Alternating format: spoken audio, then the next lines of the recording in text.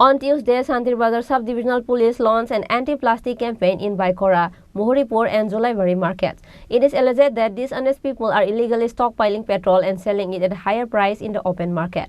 In this operation, a large quantity of plastic carry bags were seized from various shops in the market. Miscellaneous items including domestic gas cylinders were recovered. Apart from this, the people of the sub-divisional administration were also able to recover the petrol stored in this honest way. Officials said action will be taken against them.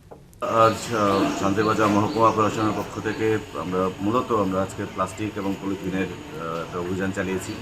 প্রথমে আমরা বাইখোড়া, তারপর জোলাইবাড়ি বাজার এবং মহরিপুরের কিছু প্রান্তে আমরা করেছি। তো আপনারা দেখতে পাচ্ছেন আমরা প্লাস্টিকের পাশাপাশি বহু জায়গায় বহু দোকানে আমরা খুব বিরাট সংখ্যকভাবে আমরা প্লাস্টিক আমরা পেয়েছি।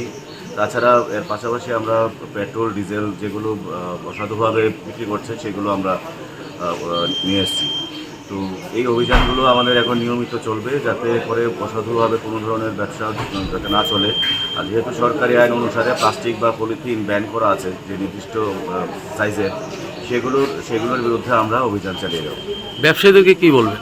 ব্যবসায়ীদের বললাম যাতে এরা আগামী দিনে এইভাবে প্লাস্টিক বা পলিথিন যেগুলো নিষিদ্ধ করা আছে সেগুলো যাতে তারা সেল করে না করে। Bureau report, চিনিখরাং।